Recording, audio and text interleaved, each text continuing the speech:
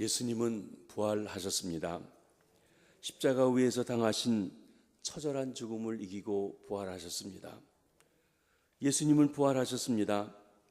로마 사법이 인봉하였고 빌라도의 군사들이 굳게 지키고 있는 돌문을 열고 부활하셨습니다. 우리는 부활의 주님을 믿습니다. 또한 그 부활의 주님을 믿는 우리도 주님과 같이 부활할 것을 믿습니다. 우리 몸의 부활을 믿는 것입니다. 그런데 사도 바울 당시 고린도 교인들 중에서는 예수님의 부활은 믿었지만 성도의 부활, 특별히 몸의 부활을 믿지 못하는 이들이 있었습니다. 영지주의의 영향을 받아서 물질은 악하고 영은 선하다고 하여 우리의 몸의 부활을 믿지 않았던 것입니다. 그들은 예수님의 부활을 믿었지만 성도의 부활은 영적인 부활뿐이라고 말했습니다. 그러나 복음은 예수 그리스도가 부활의 첫 열매가 되시고 그를 믿는 우리 성도들도 예수님과 같이 몸으로 부활한다고 말씀하고 있는 것입니다. 이것은 하나님의 우리에 대한 약속이십니다. 이 부활신앙이 기독교의 핵심이요 근간입니다. 이 부활이 없다면 우리 기독교는 무너지고 마는 것입니다. 먼저 그리스도의 부활은 복음, 가스펠, 굿뉴스의 핵심입니다. 우리가 복음을 믿으면 구원을 받습니다. 믿음의 기초는 바울이 받고 고린도 교인들이 전해받은 복음입니다. 복음을 믿으려면 복음을 들어야 합니다. 복음을 들으려면 복음을 전해주는 사람이 있어야만 합니다. 바울은 자신이 전한 복음을 고린도 교인들이 받았고 지금 그들이 그 안에 서 있다고 말하고 있습니다. 자신이 전한 복음은 그가 먼저 다른 사람에게서 받은 것이었습니다. 이는 복음 전승의 과정과 그 결과를 우리들에게 보여주고 있습니다. 하나님의 교회는 주님이 다시 오실 때까지 이 복음 전승 사역을 계속하여야 하는 것입니다. 우리도 그렇습니다. 저와 여러분이 여기 서 있다는 것은 누군가가 우리들에게 복음을 전해주어서 그 복음의 말씀을 듣고 믿어 예수를 주님으로 믿고 교회 공동체에 나오게 되었습니다. 우리가 먼저 들은 이것을 또 이웃들에게 전해주어서 그들도 예수 믿고 구원받게 해야 하는 것입니다. 우리가 5.28 새생명 전도 축제를 하기로 했습니다. 앞으로 2달 동안 특별히 내가 예비신자를 작성하고 그분들을 만나고 그분들의 영혼을 위해 기도하고 또 그분들을 아가페 만찬에 초대하고 그리고 교회까지 오게 하고 더 나아가 그분들이 예수 그리스도를 믿어 복음 믿어 구원받는 자리에 이르도록 우리가 온 힘을 기울이려고 하는 것입니다. 바로 우리가 전해받은 복음의 말씀을 그들도 듣고 주님 앞에 와서 구원받게 하려는 데 목적이 있는 것입니다. 우리 온 성도님들이 이번 부활주의를 통하여서 우리 김해에 있는 우리의 이웃들을, 가족들을, 형제들을, 친척들을 구원하겠다고 하는 열망을 가지고 힘써 참여해 주시기를 바랍니다. 복음은 굳게 지키고 헛되이 믿지 아니하면 구원을 받습니다. 복음 선포의 목적은 사람들로 구원을 받게 하려는 데 목적이 있습니다. 그런데 이 복음에는 심판적인 요소가 있습니다. 믿는 자는 구원을 받지만 믿지 않는 자는 믿지 않은 것 때문에 복음이 주는 혜택을 누릴 수가 없습니다. 죄사함을 받을 수가 없습니다. 그리하여 이 복음을 거부하는 사람은 자기가 자기 죄를 가지고 하나님 앞에 심판받아 파멸에 이를 수밖에 없게 되는 것입니다. 복음은 듣기만 해서는 아니 됩니다. 믿어야 합니다. 복음은 형식적으로 믿는다고 되지 않습니다. 형식적인 믿음, 우리 중에는 교회는 나오지만 믿어지지 않는데 믿는 척하는 경우도 있습니다. 때로는 모태신앙 몇 대째 믿으면서 그게 몸에 배어서 다니지만 진정한 믿음이 아닌 사람이 있습니다. 헛되이 믿지 않아야 구원을 받습니다. 굳게 지켜야 구원을 받습니다. 그 복음의 핵심이 무엇입니까? 오늘 본문에 보면 이 복음의 핵심은 우리 구주 예수 그리스도의 십자가와 부활입니다. 바울 사도는 그가 전한 복음의 내용을 십자가와 부활을 각 십자가의 2문장 그리고 부활의 2문장씩 설명해서 4문장으로 소개해주고 있습니다. 첫째는 그리스도께서 우리 죄를 위해서 성경대로 죽으셨다는 것입니다. He died. 그리스도의 죽음은 우발적인 것이 아니라 구약 성경 예언의 성취입니다. 특별히 이사야서 53장에 보면 주님께서는 저와 여러분 우리의 죄를 대신 짊어지시고 대속의 죽음을 죽으신 것입니다. 그리스도께서는 장사 지낸 바 되었습니다. He was buried. 여러분, 죽은 사람을 땅에 묻는 것입니다. 이스라엘 사람들은 굴을 파고 굴 속에다가 시신을 놓았습니다. 그리스도께서 완전히 죽으셨습니다. 그래야 할 사람들은 그분의 시신을 장사하였습니다. 예수님의 시신이 장사되었다는 것은 그분의 죽음을 말씀합니다. 확실히 죽은 것입니다. 부활을 믿지 않는 사람들이 말하는 것처럼 기절했다가 서늘한데 두니까 깨어난 것이 아니란 것입니다. 세 번째로 그리스도께서는 성경대로 사흘 만에 다시 살아나셨습니다. He was raised. 여러분, 수동태로 되어 있습니다. 스스로 일어난 것이 아니라 하나님이 그분을 살려 일으키신 것입니다. 능력의 하나님은 예수 그리스도를 죽음에서 다시 일으키셨습니다. 예수 그리스도의 부활은 단순히 놀라운 기적이 아닙니다. 이 역시 성경에 예언된 그 예언의 말씀이 성취되어진 것입니다. 넷째로 부활하신 그리스도께서 케바에게 보이시고 베드로에게 보이시고 12제자에게 보이셨습니다. He appeared to such and such person. 그랬습니다. 그리스도의 부활은 뜬소문이 아닙니다. 명백한 역사적인 사실입니다. 특별히 부활하신 주님이 나타나 보이셨다는 것은 부활의 사실성을 말해주고 있습니다. 그리고 부활하신 주님을 만난 사람들의 삶이 변화되었습니다. 베드로가, 12제자가, 그리고 마리아가, 야고보가, 그리고 무엇보다도 이 복음서를 쓰고 있는 사도 바울이 부활의 주님을 만나 변화된 것입니다.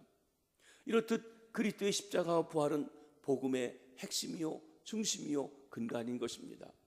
이 사실을 로마서 4장 25절에 이렇게 말씀하십니다. 예수 그리스도는 우리가 범죄한 것 때문에 십자가에 내어줌이 되고 또한 우리를 의롭다 하시기 위하여 살아나셨느니라. 여러분, 십자가에 죽은 사람은 많이 있습니다. 예수님만 죽은 것은 아닙니다. 그런데 왜 예수님의 십자가만 얘기합니까? 그것은 그분이 부활하심으로, 유일하게 부활하심으로, 죽음을 이기심으로 그 죽음이 다른 사람의 죽음과 달리 바로 저와 여러분 우리의 범죄한 것을 대신 짊어지신 대속의 죽음이요, 그리고 화목제물인 것을 확인해 주는 사건이 있기 때문에 그런 것입니다. 그렇습니다. 예수님의 십자가와 부활이 우리의 복음의 핵심입니다. 두 번째로 그리스도의 부활은 사도 바울의 부름과 사역의 핵심입니다. 부활하신 그리스도께서 바울에게도 나타나 보이셨습니다. 여기 바울 사도는 부활하신 그리스도를 목격한 증인들을 추가로 증거하고 있습니다. 6절에 보면 부활하신 그리스도께서 500의 형제에게 일시에 보이셨다고 했습니다. 그 중에 사도 바울이 고린도전서를 기록할 때 대다수의 사람이 아직도 살고 있다고 했습니다. 예수 그리스도의 부활은 환영이 아닙니다. 환영은 500여 명의 사람들이 일시에 똑같은 경험을 할 수가 없는 것입니다. 아마도 예수님께서 부활의 증거를 남기시기 위해서 특별히 큰 무리들 앞에 나타내 보여주신 것입니다. 성경학자들은 이 사건이 예수님께서 승천하실 때 거기 모였던 사람이라고 말씀하고 있는 것입니다. 부활하신 그리스도께서는 야고보에게 보이셨습니다. 이 야고보는 예수님의 육신의 형제입니다. 예수님의 복음서를 보게 되면 이 야고보가 자기의 형인 예수를 하나님의 아들 그리스도 메시아라고 믿지 못했습니다. 그렇겠죠. 같은 집에서 함께 자라고 같이 목수일 했는데 그분을 메시아라고 하나님의 아들이라고 믿는 것이 쉽지 않았을 것입니다. 그런 그에게 부활하신 주님이 나타나 보여주심으로 그가 내 형이 아니라 나의 주, 나의 하나님으로 믿고 고백하게 되었습니다. 이 사건으로 야고보도 변화되어 예루살렘 교회의 중요한 지도자가 되었습니다. 나아가서 우리 성경에 야고보서를 기록하게 되어진 것입니다. 부활하신 그리스도께서는 모든 사도들에게 보여주셨습니다. 복음서에서 사도라고 할 때는 기본적으로 예수님의 12제자를 호칭하는 것으로 사용되었습니다. 그런데 본문 5절에 이미 12제자에게 나타나 보여주신 것을 말씀하고 있습니다. 그렇게 볼 때 여기 모든 사도는 부활하신 예수 그리스도께서 나타나 보이시고 복음을 전파를 위해서 보내심을 받은 자들을 포괄적으로 말해주고 있는 것입니다. 넓게 사도라고 할 때는 사도는 두 가지 자격 요건이 필요한데, 하나는 부활하신 주님을 만난 것입니다. 그리고 부활하신 주님이 이 복음을 전하라고 하는 위임을 받은 사람을 사도라고 하는 것입니다.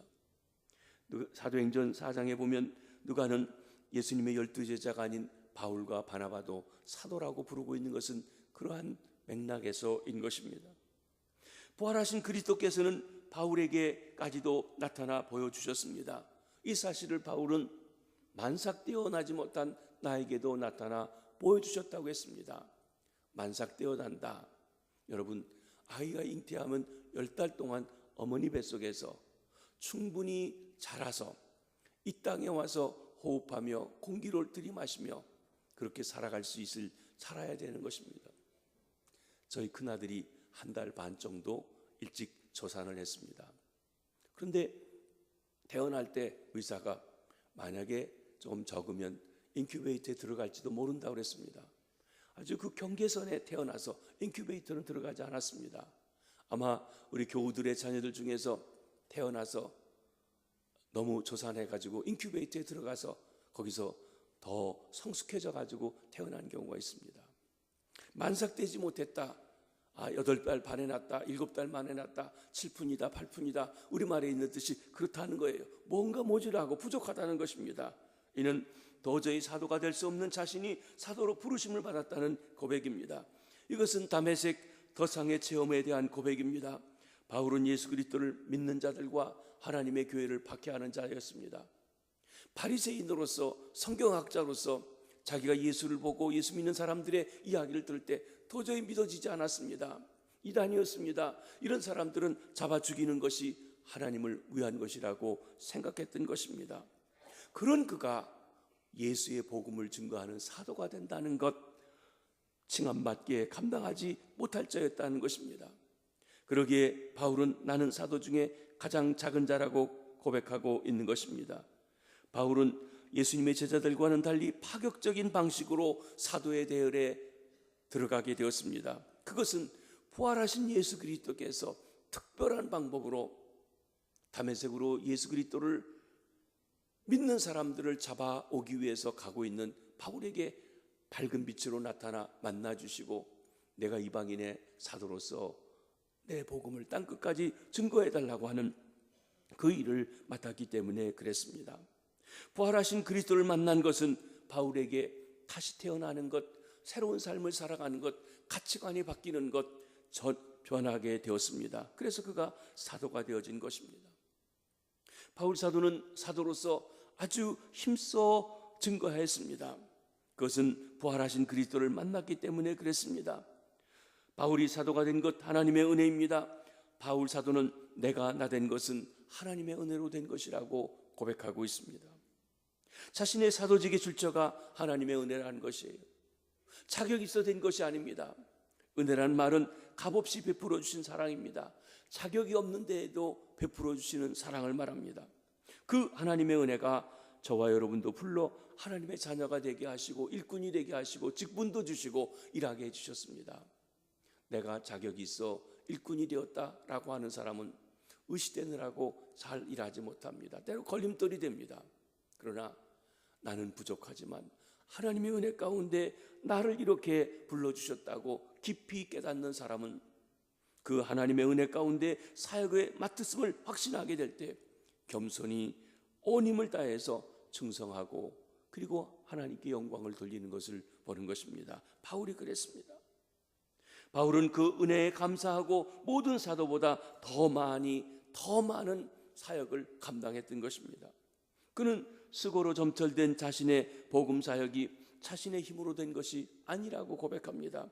그것은 하나님의 동행하심과 하나님의 은혜의 결과이었습니다. 바울이 전한 복음은 다른 사도들이 전파한 복음과 같은 복음이었습니다. 십자가의 복음입니다. 부활의 복음입니다. 그것은 구원의 복음으로 그리스도의 십자가와 부활이었습니다. 바울 사도가 복음을 전할 때 고린도 교회 성도들이 믿었습니다. 그가 어디 곳에 가서 교회를 개척하고 새롭게 만나서 복음을 전해주던 그들이 믿고 따르는 자들이 있었던 것입니다. 하나님은 성도들에게 은혜를 베푸심으로 복음을 듣고 이해하며 믿어지게 하셨습니다. 성도는 하나님의 은혜에 감사하며 믿음으로 살아가야 하는 것입니다. 저와 여러분이 이 복음의 소식을 듣고 믿어졌다는 것, 깨달아 이해가 되었다는 것, 하나님의 은혜입니다. 우리 중에 처음 나오신 분들에게도 하나님께서 은혜를 베풀어 주셔서 하나님 말씀이 들려지고 믿어지는 은혜가, 그래서 구원받게 되는 은혜가 있기를 주의 이름으로 축원합니다. 아무도 구원에 대해 자신의 공로를 내세우며 자랑할 수 없습니다. 믿음조차도 하나님의 은혜로 주어진 것이기 때문에 그렇습니다. 성도는 그 은혜에 감사하며 찬송하며, 그리고 어떻게 이 은혜에 보답할까 생각하고 나아가야 할 뿐인 것입니다. 그건 세 번째로 그리스도의 부활은 부활신앙 곧 죽은 자의 부활의 핵심이 되는 것입니다. 다시 말하면 그리스도의 부활을 믿는 성도가 죽어도 다시 부활한다고 하는 신앙인 것입니다. 바울 사도는 죽은 자의 부활을 부인하는 자들에 대해서 논박하고 있습니다. 고린도 교회 교인들 중에는 영지주의의 영향을 받아서 예수가 죽은 자의 가운데 다시 사셨다는 소식을 듣고 믿었지만 그 그리스도를 믿는 우리 인생들에게는 죽은 자 가운데 부활이 없다고 주장하는 사람들이 있었던 것입니다. 오늘 본문 다음에 나오는 12절 말씀을 같이 한번 읽어보시겠습니다. 시작. 그리스도께서 죽은 자 가운데서 다시 살아나셨다 전파되었거늘 너희 중에서 어떤 사람들은 어찌하여 죽은 자 가운데서 부활이 없다 하느냐. 그리스도의 부활은 믿었습니다. 그런데 일부 교인들 중에는 잘못된 사상의 영향을 받아가지고 우리 그리스도인들은 영적인 부활만 있고 심령의 부활만 있고 그리고 거듭나는 것만 있으면 됐고 몸의 부활은 없다. 몸으로 부활할 필요가 없다. 왜냐하면 몸의 것은, 세상의 것은 악하니까, 이런 잘못된 것입니다. 바울 사도가 말하는 그리스도의 부활은 몸의 부활로서 그리스도를 믿는 모든 사람들이 장차 그분 부활하신 주님 예수 그리스도와 같이 될 것이라는 확실한 증거입니다. 그런데 고린도 교회 일부 교인들은 죽은 자 가운데 부활이 없다고 주장합니다. 이것은 기독교의 복음의 핵심적인 진리를 파괴하는 것입니다. 부활을 믿지 않는다는 것은 십자가도 의미가 없는 것이에요. 여러분, 십자가가 의미인 건 부활 때문입니다. 그렇습니다. 이들은 이미 부활이 영적으로 일어났다고 하면서 몸의 부활은 없다는 것입니다. 이에 대해서 바울 사도는 다시 한번 성도의 부활에 대해서, 몸의 부활에 대해서, 부활신앙에 대해서 담대히 증거하고 있습니다. 바울 사도는 죽은 자의 부활, 부활신앙, 성도가 죽어도 다시 부활한다는 신앙을 확신 있게 증거해주고 있습니다. 13절로 19절까지의 말씀입니다. 바울은 그리스도의 부활의 근거로 수사학적인 가정법을 사용하여서 만일, if라고 하는 전제로 해서 그렇게 가정할 경우에 어떤 일이 일어나는지 나열해 설명합니다. 여기 13절에 19절까지 6번 만일이란 말이 나옵니다. 첫 번째 만일은 만일 죽은 자의 부활이 없다면, 즉 우리 성도가 몸으로 부활하는 것이 없다면 그리스도도 다시 살지 못하였을 것이다 그랬습니다. 13절입니다. 그리스도께서 다시 사신 것은, 부활하신 것은 확실한 역사적인 사건입니다. 그리스도의 부활은 수많은 목격자들에 의해서 확인되어졌고 확실한 것으로 인정되었습니다.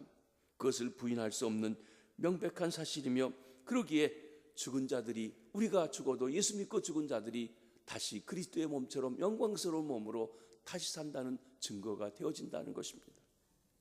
두 번째 만일은, 만일 그리스도께서 다시 살지 못하였다면 복음을 전파하는 것이나 믿는다는 것도 헛되다고 그랬습니다. 그리스도께서 다시 살지 못했다면, 여러분, 복음의 내용에는 이 부활에 대한 것이 담겨져 있는데 그리스도께서 다시 살지 못했다면 사도들이 전파하는 것 헛것입니다. 사도들이 선포하는 복음이 인간의 지식을 뛰어넘는 숭고한 것이라 할지라도 그리스도의 부활이 없다면 그것은 헛것이 되고 맙니다. 성도들의 믿음도 헛된 것입니다. 나아가 사도들이 하나님 앞에서 지 마음대로 거짓된 것을 증거한 것이 되어버리고 만다는 것입니다. 세 번째 만일은 죽은 자가 다시 사는 일이 없다면 하나님께서 그리스도를 다시 살리지 아니하셨을 것입니다. 이는 그리스도의 부활이 하나님의 능력에 의한 것임을 말씀해 주고 있습니다. 하나님이 그 능력으로 그리스도를 죽은 자 가운데 살리셨습니다. 여러분, 그리스도를 살리신 이 부활은 예수님이 나사로를 살린 것과 달라요. 나사로는 생명이 연장되었다가 또 어느 시점에 죽었습니다. 그리고 우리와 똑같은 몸으로 그렇게 부활한 것이 살아난 것입니다. 그러나 부활은 다릅니다. 부활은 몸이 변화됩니다. 시간과 공간을 초월하는 몸입니다. 우리에게 보여주고 떡도 먹을 수 있는 몸이지만 하나님과 함께 거할 수 있는 몸, 그래서 우리는 영광스러운 몸이라고 말하고 있습니다. 부활하신 주님을 닮은 몸은 우리가 가지고 있는 이 땅에 살아가는 3차원적인 몸과 다른 몸으로 변화되어진 것입니다. 그 일을 누가 합니까? 바로 능력의 하나님께서 그렇게 하신다고 했습니다. 네 번째 말이는 만일 죽은 자가 다시 사는 것이 없다면 그리스도도 다시 살아난 일이 없을 것이라고 했습니다. 16절입니다. 이것은 13절과 반복되어지는 말씀입니다. 사도 바울의 주장은 그리스도께서 다시 살아나셨기 때문에 죽은 자가 다시 사는 일은 분명히 있다는 것입니다. 그리스도께서 다시 살아나셨기 때문에 성도가 몸으로 부활하는 것은 확실한 일이라고 합니다. 다섯 번째 만일은 그리스도께서 다시 사신 것이 없으면 우리의 믿음도 헛되고 여전히 죄 가운데 있을 것이라는 것입니다. 17절 18절 말씀입니다. 그런데 우리 성경에는 이 구절에서 만일이란 말을 빼고 번역했습니다. 근데 원문에는 역시 이한이라고 하는 if라고 하는 말이 담겨져 있는 것입니다. 그리스도께서 다시 사신 것이 없다면 고린도 교회 성도들의 믿음이 헛될 것입니다. 그리스도께서 다시 사신 것이 없다면 그들이 여전히 죄 가운데 있을 것입니다. 이는 태속의 은혜를 체험하지 못하고 영생의 소망이 없는 처절한 상태에 놓이는 것이라는 것을 말합니다. 그리스도께서 사신 것이 없다면 그리스도 안에서 자는 자들, 예수 믿고 죽은 자들, 주님이 다시 오실 때 몸으로 부활할 것을 기대하고 있던 이들도 다 망하고 말았다는 것입니다. 이는 예수 그리스도를 믿다가 죽은 사람도 영원한 파멸에 떨어졌다는 말입니다. 그러나 그리스도께서 부활하셨기에 성도들이 영원한 파멸에 떨어지는 일은 결코 없을 것입니다. 주님이 부활하신 대로 부활할 것을 믿으시기를 바랍니다. 여섯 번째 만일은 만일 죽은 자의 부활이 없어 그리스도 안에서 우리의 바라는 것이 다만 이생뿐이라면 그리스도인은 가장 불쌍한 자들이 되고 말 것이라는 것입니다. 그리스도인으로서의 소망이 이 세상에 제한된 것에 불과하다고 하면 그리스도인의 삶 전체가 허무한 것입니다. 여러분, 우리는 70년, 80년 또 한 90년 살아가는 것이 전부가 아니라는 것이, 오늘 전도에 대한 영상을 아까 먼저 보았습니다.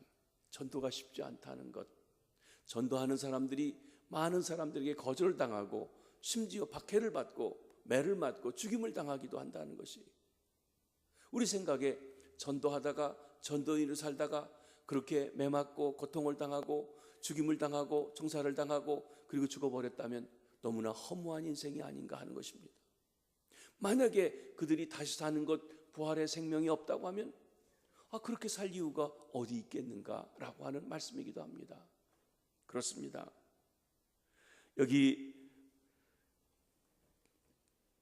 그런데 우리 그리스도인은 이 세상 너머에 있는 바라는 것을 향해서 소망 가운데 전진해 갑니다. 만일 죽은 자의 부활이 없다면 이 생 이후의 미래 또한 없는 것입니다. 바울사도는 여기서 이 생을 영원한 삶과 대조해 주고 있습니다. 죽은 자들이 부활을 통해 영원한 삶으로 진입할 수 있음을 암시적으로 말해주는 것입니다. 그런데 만약에 죽은 자가 부활하지 못한다면 그리스도인은 기대했던 미래의 삶 모두를 잃어버리는 불운한 존재가 되고 말 것입니다. 즉 죽은 자의 부활이 없다면 성도들은 모든 사람 가운데 더욱 불쌍한 존재로 전락하게 되는 것입니다. 한 번뿐인 이 세상에서의 삶을 마음껏 누리지도 못하고 헛되이 지나며 살아가는 비참한 존재가 되는 것입니다. 만일 우리의 생이 이 생으로 끝나고 만다고 하면 또 한편에서는 내일 죽을 터이니 실컷 먹고 마시자고 할 것이라고 했습니다. 이 생의 삶을 즐기며 사는 것이 지극히 지혜로운 삶이 오히려 될 것입니다. 그러나 그리스도의 부활이 없다는 것은 불가능한 것입니다. 이미 존재하고 있습니다. 그리스도께서는 이미 부활하셔서 잠자는 자들의 첫 열매가 되셨습니다. 첫 열매, 똑같은 열매가 계속 있다는 것을 말해줍니다. 예수님과 똑같은 부활이 그리스도를 믿는 자들에게 있을 것을 보증해 주시는 것입니다.